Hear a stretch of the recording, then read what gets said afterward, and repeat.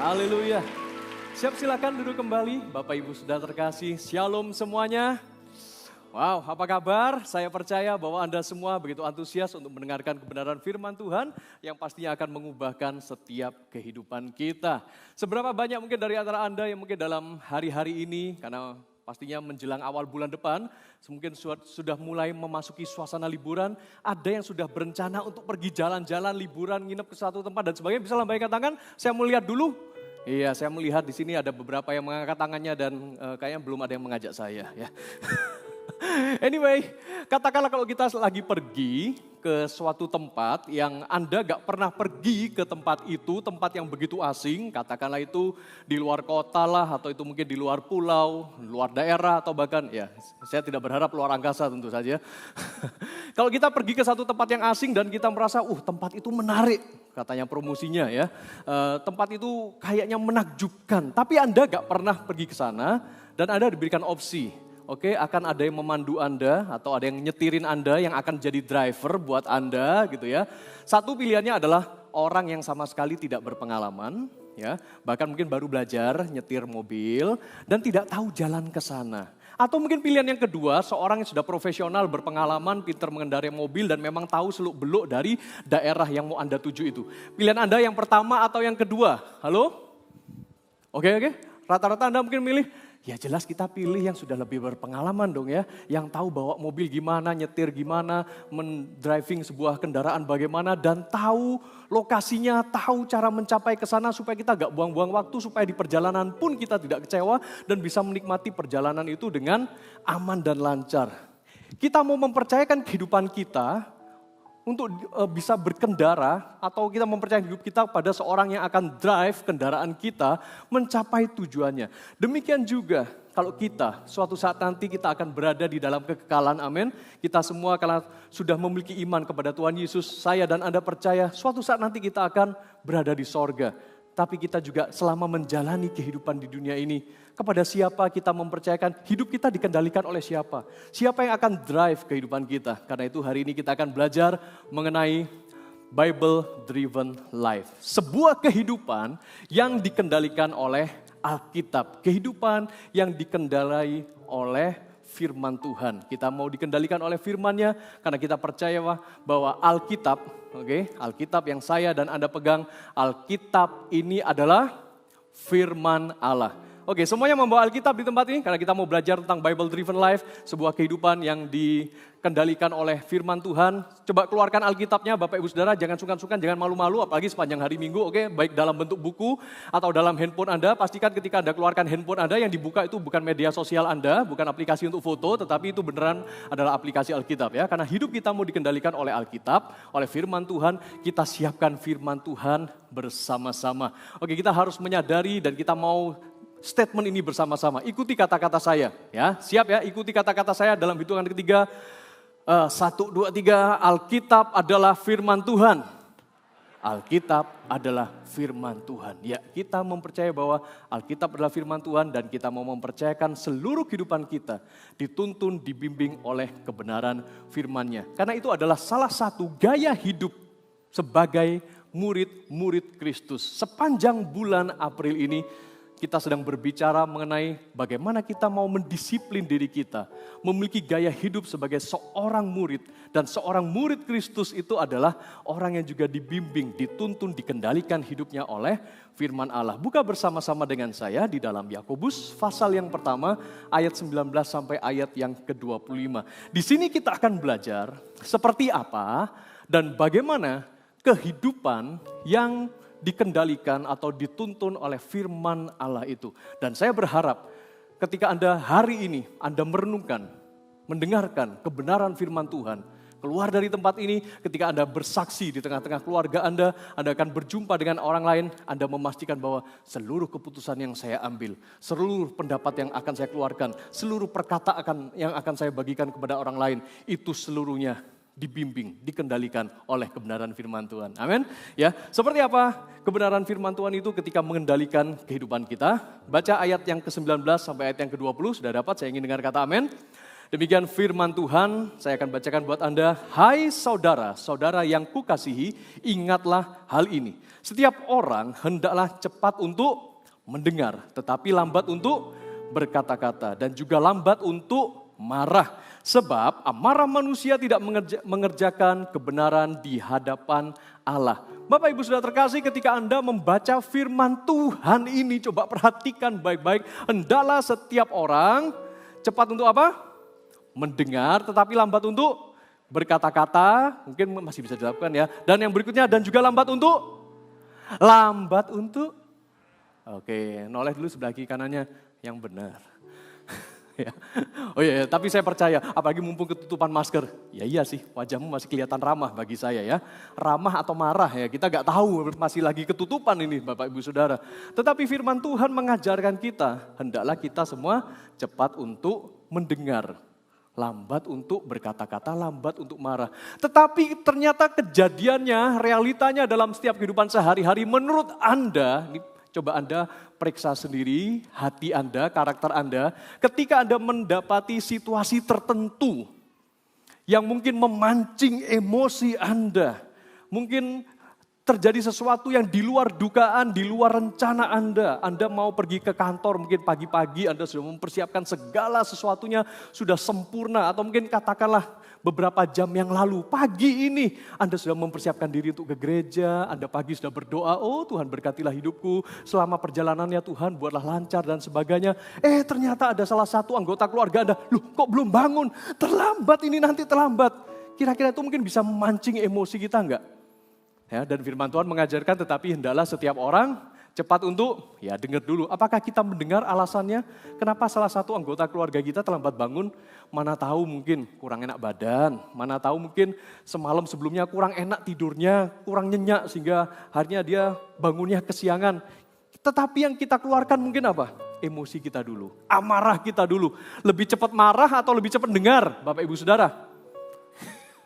Terima kasih buat kejujuran Anda. Tetapi mari kita belajar bersama-sama. Ternyata yang namanya marah itu ada beberapa dampak negatifnya. Anda pengen tahu? Oke, saya belajar melihat dari berbagai artikel, jurnal dan sebagainya. Saya simpulkan ada 3 dampak negatif akibat suka marah. Ya, perhatikan baik-baik. Dampak negatif akibat suka marah adalah akan melemahkan sistem kekebalan tubuh. Oke, kesehatan sangat penting ya hari-hari ini. Kalau kita mau beraktivitas, kita mau melakukan segala sesuatu, badan kita perlu seger buger, kita perlu sehat. Tetapi sistem kekebalan tubuh kita bisa menurun kalau kita suka marah ternyata. Bapak Ibu Saudara, hati-hati. Yang kedua, marah itu juga bisa mengakibatkan depresi dan kecemasan yang meningkat.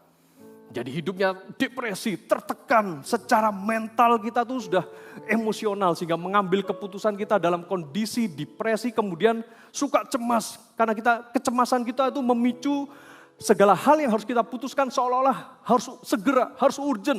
Kecemasan meningkat, kita jadi mengarah kepada kekhawatiran sehingga kita gak bisa berpikir dengan jernih. Apalagi dampak negatif dari kemarahan. Yang ketiga bisa mengakibatkan resiko sakit jantung dan paru-paru. Oke, gara-gara marah bisa apa Bapak Ibu Saudara? Bisa jantungan. Oke. Kemudian saya mempelajari juga ada satu artikel yang cukup menarik di sini ya. Penelitian yang dimuat di The European Heart Journal Acute Cardiovascular Care. Ya, ini penelitian yang dilakukan di Eropa beberapa waktu yang lalu menjabarkan hasil penelitian terhadap 313 pasien yang terkena serangan jantung. Mereka diminta mengisi kuesioner tentang tingkat kemarahan yang dialami selama 48 jam terakhir, alias 2 hari terakhir ketika mereka marah. Hasil dari analisa kuesioner tersebut, ternyata sering marah-marah akan meningkatkan risiko kena serangan jantung 8,5 kali lebih tinggi setelah 2 jam mereka marah-marah. Waduh, ada yang masih kepengin marah di sini? Ya, pegang jantungnya. Ya, sayangilah jantungmu. Ya. Anda mau hidup sehat? Ya kita memang harus memang harus sport jantung. Tapi caranya sport jantung bukan dengan marah-marah Bapak Ibu Saudara. Berolahragalah ya. Jalan kaki, ya pagi-pagi jogging, olahraga ringan. Itu sport jantung yang benar, bukan marah-marah. Amin. Ya. Oke. Tapi kita kembali. Kita sudah mau membuang kemarahan kita. Anda harus mengenal kenapa sih kok saya bisa marah. Apa itu bawaan saya? Atau ada faktor luar yang memancing amarah saya kok bisa keluar. Berdoalah dan mohon petunjuk Roh Kudus. Ya Roh Kudus kenapa ya? Kok saya belakangan ini suka marah-marah. Tapi aku ingin ya Tuhan mempermuliakan namamu. Gimana caranya mempermuliakan nama Tuhan? Kok dikenal sebagai pribadi yang suka marah-marah? Kita kembali belajar di sini. Perhatikan setiap orang hendaklah cepat untuk mendengar. Belajar lebih cepat mendengar daripada cepat marah. Lebih cepat mendengar daripada berkata-kata maupun marah. Kenapa kita perlu lebih cepat untuk mendengar? Di dalam Roma pasal 10 ayat yang ke-17, saya mengutip dari perkataan Rasul Paulus. Rasul Paulus mengatakan bahwa jadi iman timbul dari pendengaran. Dan pendengaran akan firman Kristus. Dan Yakobus pun juga mengkonfirmasi hal ini dan mengatakan hendaklah kamu lebih cepat mendengar. Tetapi jangan sembarang mendengar, dengarkanlah perkataan-perkataan yang akan membangkitkan dan membangun imanmu. Karena hidup yang dikendalikan oleh firman Allah itu akan membuat iman kita terbangun. Saat kita hidupnya dikendalikan oleh firman Tuhan, imanmu akan bertumbuh.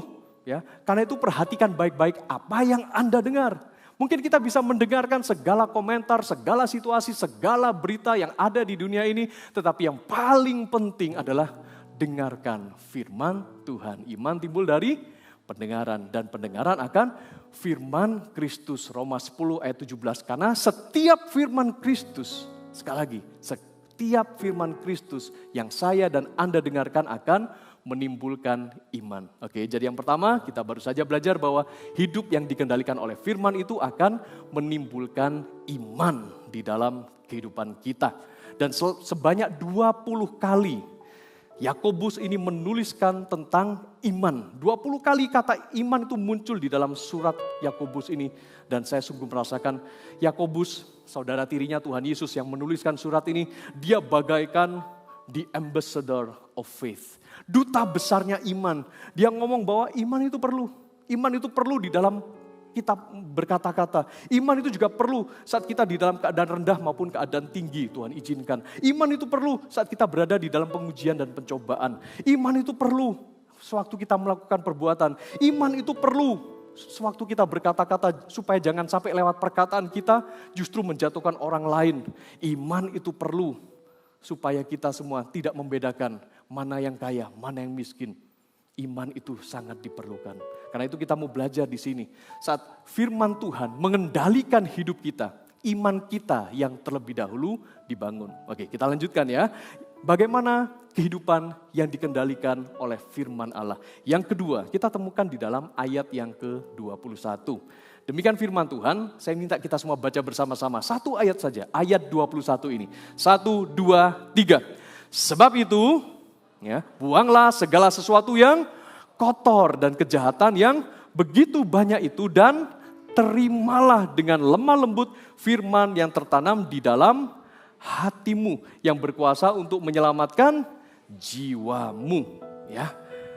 Yang kedua, bagaimana atau seperti apa kehidupan yang dikendalikan oleh firman Allah.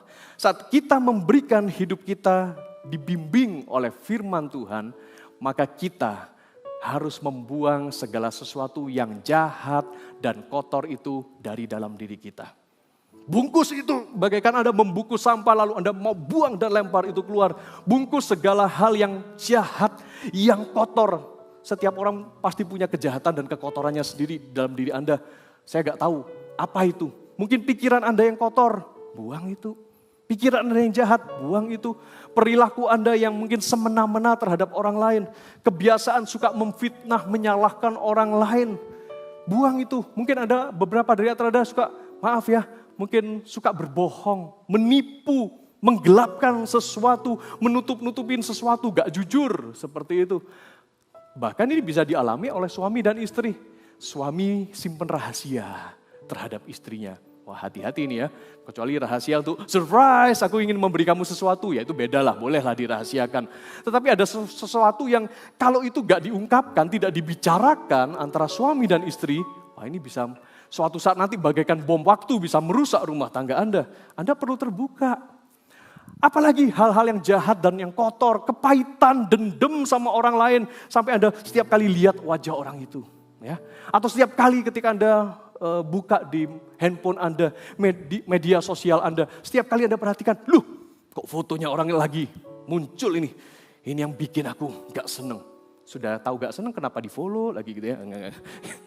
Mungkin nebeng ya di Instagramnya teman Anda gitu ya. Lalu kelihatan, buanglah segala sesuatu yang jahat dan kotor itu, Bapak Ibu Saudara. Nah, apa saja yang membuat kita itu bisa dengan rela hati kita mau membuang yang kotor dan yang jahat itu. Petunjuknya kita perhatikan di ayat yang barusan kita baca. Terimalah dengan lemah lembut firman yang tertanam di dalam hatimu. Kita tidak bisa membuang segala sesuatu yang jahat dan kotor itu dengan kekuatan kita sendiri. Setuju nggak Bapak Ibu Saudara? Seberapa susah kita untuk melepaskan pengampunan untuk orang yang pernah mengecewakan kita. Oh, saya melihat Anda mulai termangu-mangu ya, berat ya rasanya ya. Seberapa Anda bisa melupakan peristiwa yang menyakitkan yang dilakukan oleh seseorang. Waduh, kayaknya sudah bikin kepikiran. Ya, rasanya berat. Dan seberapa kita juga mampu untuk melepaskan segala kebiasaan buruk kita. Saya gak tahu. Mungkin sekalipun Anda sudah berkeluarga, tetapi mungkin ketika memasuki masa puber, saya nggak tahu puber kedua, puber ketiga dan sebagainya, banyaklah alasan gitu ya. Tetapi Anda sudah mulai membuka hati dan tertarik dengan yang lain selain dari pasangan Anda. Bapak Ibu Saudara terkasih, buanglah segala sesuatu yang kotor dan jahat itu. Sempat punya mungkin Anda tergoda pikiran untuk Anda berselingkuh mungkin. Atau jangan-jangan sudah, ya maaf, sempat berselingkuh. Buanglah hubungan yang jahat dan kotor itu, putuskan segera demi keselamatan, demi kedamaian rumah tanggamu, Bapak Ibu Saudara terkasih. Jangan sampai kita terikat dengan dosa, dengan penggelapan, dengan penipuan yang kita lakukan, buang segala yang kotor itu. Tetapi Pastor saya gak sanggup, ya yang akan menyanggupkan kita adalah firman Allah. Karena itu Yakobus menasihatkan terimalah dengan lemah lembut. Kita gak bisa menerima firman itu dengan amarah. Kita gak bisa menerima firman itu saat kita kondisinya lagi emosi. Ya, pernah mungkin Anda lagi cekcok, ya, mungkin Anda dengan teman Anda dengan pasangan Anda. Kalau Anda lagi marah, saran saya adalah jangan kutip firman Tuhan. Sambil memarah-marahin gitu. Ya, Anda lagi berantem nih, lagi konflik. Ya, biasa ya dalam kehidupan rumah tangga kadang bisa berantem, bisa marah-marah. Jangan lalu, tapi firman Tuhan berkata, kasihilah suamimu. Loh, jangan begitu. Anda pakai firman Tuhan untuk jadi bahan kemarah-marahan, ya, jangan. Tetapi lembutkan dulu hati kita, teduhkan dulu, tenangkan dulu. Karena itu terimalah firman Tuhan dengan lemah lembut di dalam hati kita. Dan mungkin seringkali kita juga berkata, tapi Pastor, apakah saya masih bisa berubah? Saya ya temperamennya begini ya begini. Klise banget ya. Kayaknya banyak sekali ya kadang-kadang saya temui dari antara ya orang-orang yang saya kenal. Tapi puji Tuhan, wajah-wajah itu tidak muncul di sini. Anda semua adalah orang-orang yang mudah dilembutkan hatinya dan mudah diubahkan oleh firman Tuhan. Amin, amin, amin. Ya kasih tepuk tangan buat Anda semuanya. Wow.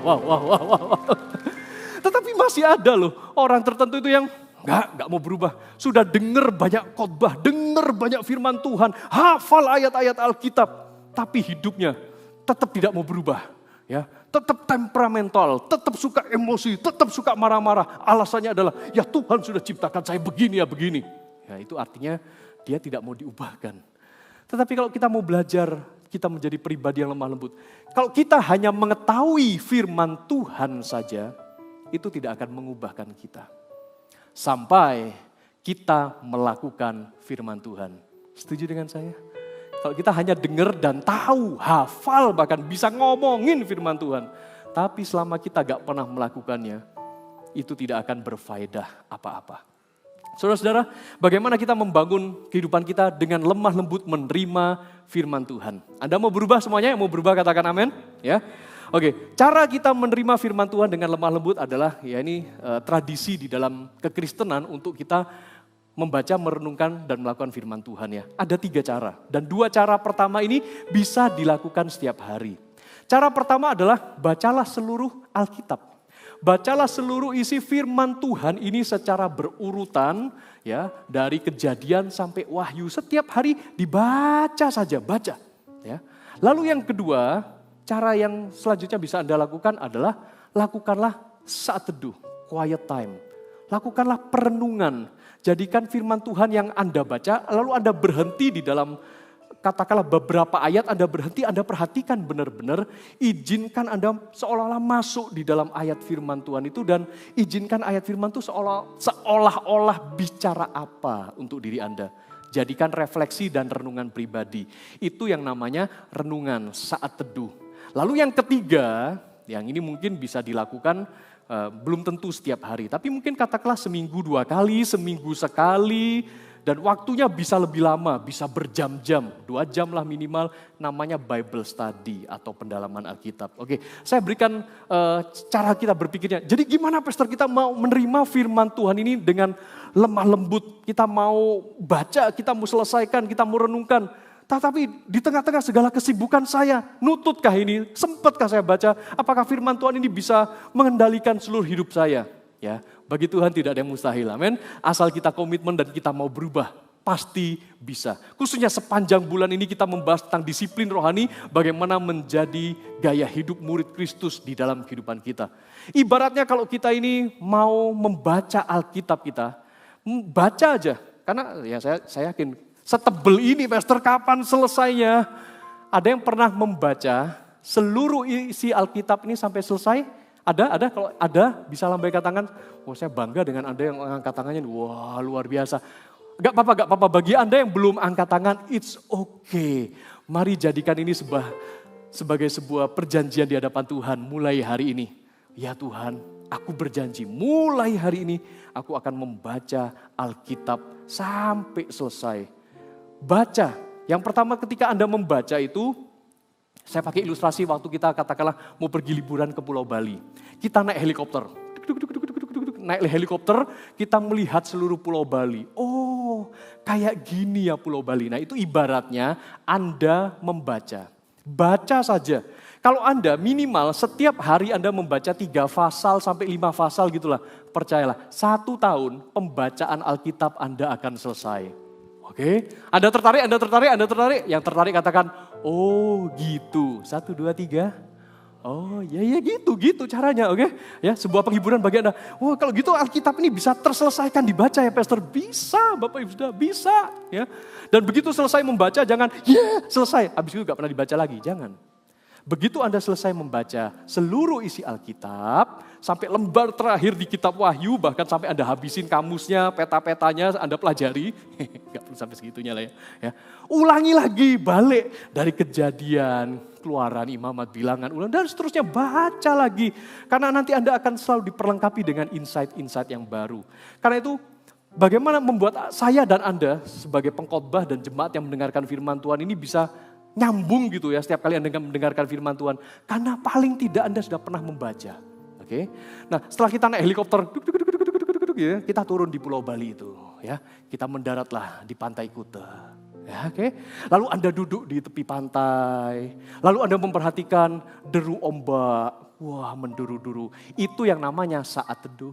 Oke, tadi waktu kita terbang naik helikopter itu disebut sebagai baca Alkitab aja secara keseluruhan. Setiap hari 3 sampai 5 pasal, setahun selesai lah. Ya.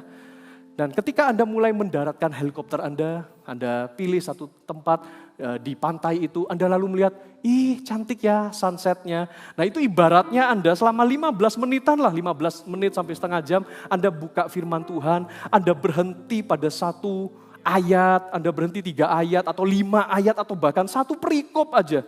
Anda lihat, waduh firman Tuhan ini indah ya, bagaikan Anda melihat, wow the sunset is beautiful.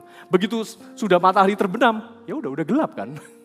Ya udah beda, begitu Anda sudah lihat, indah, firman Tuhan indah, masukkan di dalam hati. Oh terima kasih ya Tuhan, 1 ayat ini ternyata berbicara sangat banyak dalam diri saya. Nah kalau Anda tertarik untuk menggali selanjutnya, ya Anda mungkin ambil meteran, Anda ukur itu sepanjang Pantai Kuta, ini berapa kilometer. Ya kan? Lalu Anda ambil itu pasir-pasirnya, batu-batuannya, mineralnya, lalu Anda bawa ke lab, Anda teliti, oh kandungan logam yang ada di pasir ini, oh ternyata lebar dari pantai Kuto ini segini, lalu kandungan airnya terdiri dari apa aja, itu namanya Bible study. Oke, bisa paham ya Bapak Ibu Saudara? Nah, tapi minimal lah Anda bisa lakukan yang pertama dan yang kedua. Baca setiap hari seluruh Alkitab, katakanlah Anda mentarget diri Anda 3 pasal sampai 5 pasal. Banyak kok program yang Anda mungkin bisa cari lewat handphone Anda, lewat aplikasi Bible seperti di aplikasi handphone smartphone Anda. Anda bisa cari pembacaan Alkitab 1 tahun selesai, ada. Bahkan ada yang setengah tahun selesai, ada. 3 bulan selesai, ada. Saya pernah ngikutin 90 hari membaca seluruh isi Alkitab sampai selesai. Saya lakukan dan saya selalu senang baca Alkitab. Tetapi yang setiap hari juga jangan lupa, 15 menit, luangkan waktu, berhenti di 1 ayat, izinkan ayat itu, waduh, menggambarkan keindahan Tuhan bagi kehidupan Anda. Dan Anda bersyukur untuk ayat yang Anda baca. Itu yang namanya saat teduh. Ya. Saat teduhnya gak usah sampai yang berlama-lama gitu kan. Aduh ayat ini indah, cuma ngeliatin 1 ayat aja sampai 2 jam. Ya gak perlu sampai buka kamus Bapak Ibu Saudara, kecuali langkah yang ketiga. Langkah yang ketiga, Anda ingin mendalami, Anda ingin menggali ayat ini, Anda mulai buka buku komentari, mungkin Anda lihat ini sejarah penulisannya bagaimana, konteks sejarah pada waktu itu bagaimana, budaya yang terjadi pada waktu itu, ternyata ayat firman Tuhan ini indah ya. Dan jangan lupa, apa yang bisa saya lakukan setelah saya baca ayat firman Tuhan ini. Kemudian, setiap hari Selasa malam ketika Anda kumpul di CG, Anda bisa bersaksi, oh saya mau bersaksi loh tentang ayat yang saya dapat. Firman Tuhan yang saya renungkan sepanjang minggu ini. Setiap hari saya dapat ini, dapat ini, dapat ini. Kaya dengan kesaksian. Amin Bapak Ibu Saudara. Ya itulah yang kedua. Hidup yang dikendalikan oleh firman Tuhan akan membuat kita menjauhi kejahatan. Akan membuat kita membuang semua yang kotor dan jahat saat kita menerima segala kebenaran firman-Nya dengan lemah lembut. Oke, kita masuk pada yang ketiga. Hidup yang dikendalikan oleh firman Tuhan itu akan membuat kita melakukan firman-Nya. Menjadi pelaku firman. Seperti yang dituliskan di dalam ayat yang ke-22 sampai ayat yang ke-25. Ya, saya akan bacakan buat Anda demikian firman Tuhan. Perhatikan baik-baik.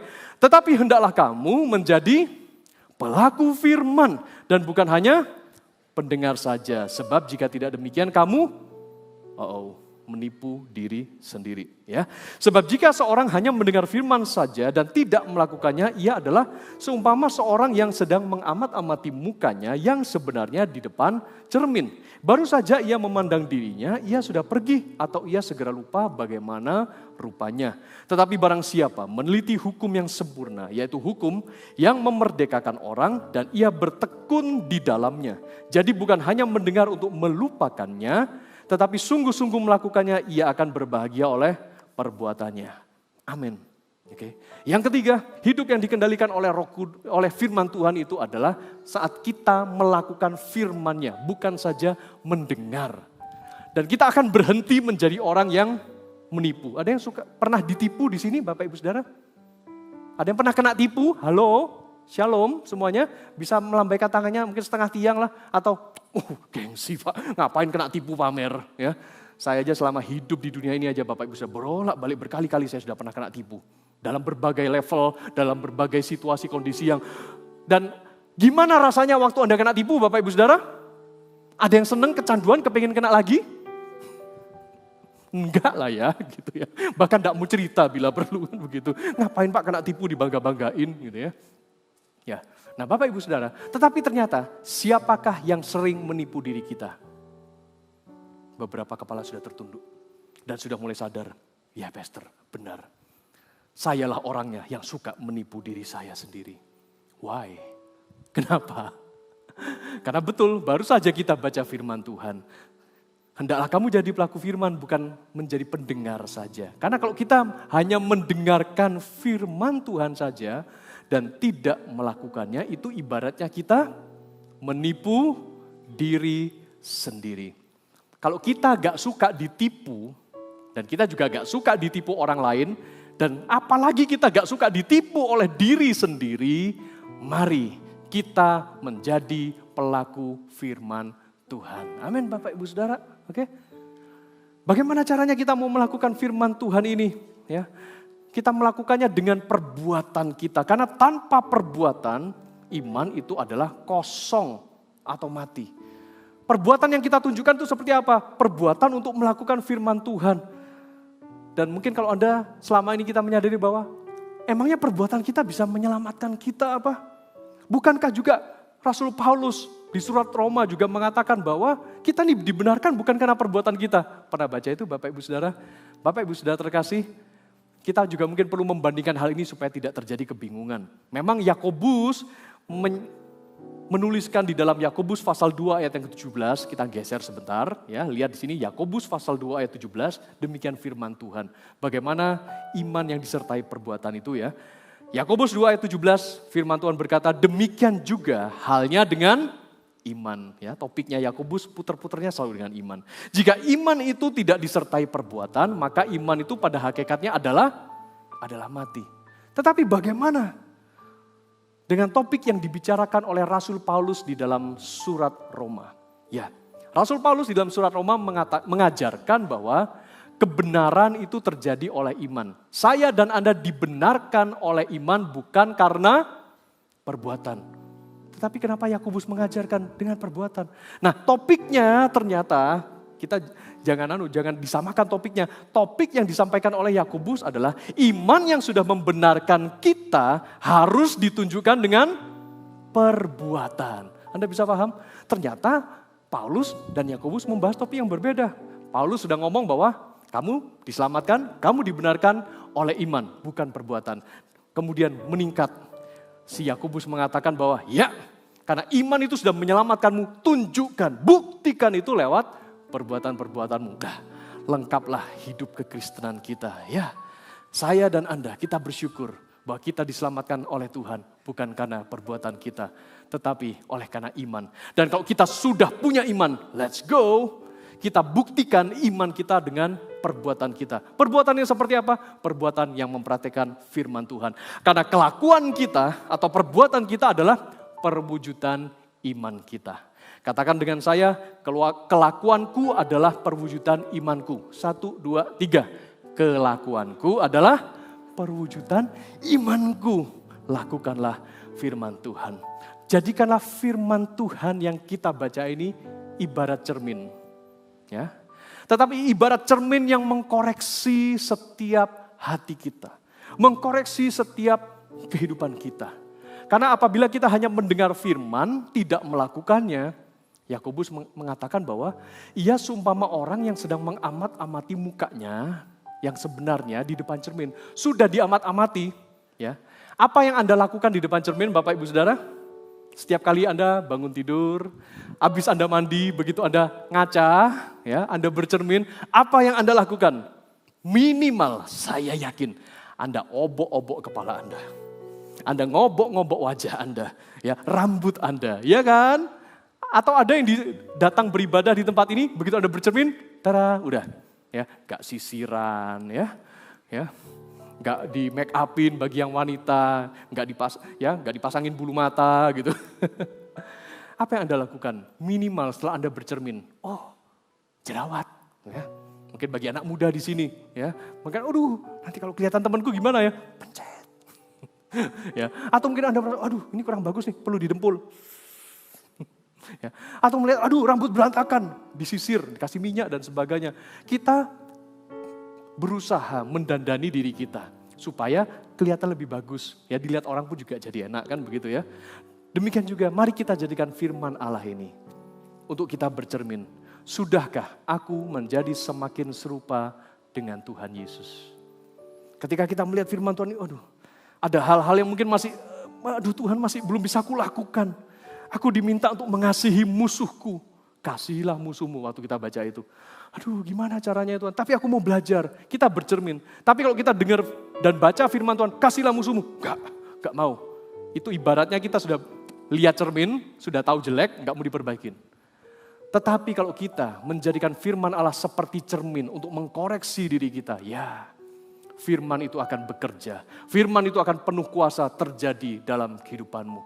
Ketika engkau memperhatikan kehidupanmu, lewat firman Tuhan ini, ketika engkau ngaca, cermin dan masuk di dalamnya, engkau akan menyadari bahwa ternyata masih banyak dari dalam diriku yang perlu diperbaiki. Dan kita bisa berdoa, ya Tuhan, jadikanlah aku pelaku firman-Mu. Oke, jadi yang ketiga, kehidupan yang dipimpin oleh firman Allah itu akan membuat saya dan Anda melakukan firman Tuhan. Dan hari ini Bapak Ibu Saudara, saya mendorong setiap kehidupan kita, jemaat Gereja Mawar Syaron, bahwa hidup yang dikendalikan oleh Alkitab, atau hidup yang dikendalikan oleh firman Allah itu akan membuat kita makin bertumbuh dalam iman. Saat kita buang amarah, lebih cepat dengar, dan iman timbul dari apa yang kita dengar, yaitu firman Tuhan.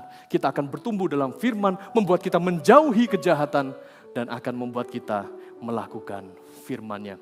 Anda mau, Bapak Ibu Saudara? Anda mau hidupnya dikendalikan oleh firman Tuhan?